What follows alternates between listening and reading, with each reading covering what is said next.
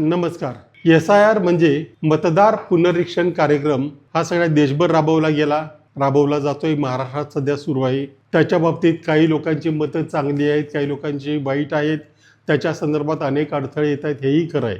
काही लोकांनी तर त्याची दहशत घेतलेली आहे की आता किती नावं कमी होतील आणि किती वाढवली जातील. हे सगळं खरं आहे, परंतु काहीही केलं तरी ती आता एक अनिवार्य गोष्ट आहे हे आता सगळ्यांच्या लक्षात आलेलं आहे. 2002च्या मतदार यादीत आपलं नाव शोधणं किती कर्मकठीण आहे हे ज्यांनी तो प्रयत्न केला त्यांना कळेल. उदाहरण मुद्दाम माझंच देतो, त्यानंतर ते कशा पद्धतीने शोधायचं हे बघूया आपण. 2002 साली माझं मतदार यादीत नाव होतं. मी त्यावेळेला सांगवीमध्ये राहायचो आणि 12 घोलप प्रशाळेमध्ये माझं मतदान असायचं.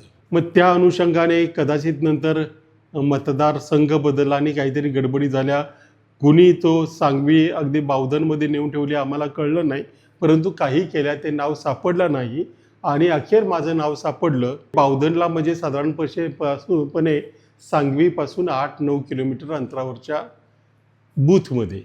आता हे कसं केलं, कुणी केलं हे शोधता येणं अवघड आहे आणि शोधलं तरी त्याचा उपयोग नाही, कारण आता प्रक्रियेमध्ये आपण खूप पुढे गेलो आहे. म्हणून काय करावं लागेल, मला कसं नाव सापडलं ते मी तुम्हाला सांगतो आणि त्यानंतर मग प्रत्येकाने तसे प्रयत्न करावेत. अजूनही बऱ्याच अडचणी आहेत. काही एका BLOने पुण्यात देखील त्याची काहीतरी त्यामुळे मृत्यू झाला असंही उघड आलं आहे. आणि बरेच राजकीय पक्ष याच्या बाबतीत एकदम अनभिज्ञ आहेत. ज्या पद्धतीने त्यांनी ही प्रक्रिया सिरियसली घ्यायला पाहिजे होती ती घेतलेली नाहीत. बऱ्याच पक्षांनी अजून BLA म्हणजे बूथ लेवल एजंटसुद्धा नेमलेले नाही. तर आता आपण नाव कसं शोधायचं याच्यावर येऊया. आपण मतदारसंघ वाईज नाव शोधलं तर ते येत नाही.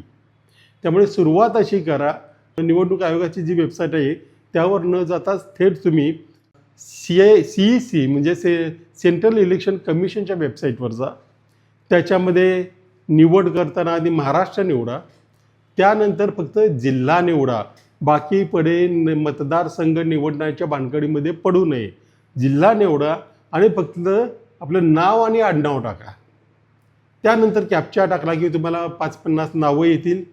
ती नावं तुम्ही ज्या वेळेला बघाल, थोडंसं हे द्राविडी प्राणायाम आहे, परंतु आपलं नाव शोधायचं असेल, मतदार यादीत आपलं नाव टाकायचं असेल तर हे करणं गरजेचं आहे. त्याच्यातून जी काही 5-50 नावं येतील त्याच्यावर आणखी एक तुम्हाला मेनू दिसेल.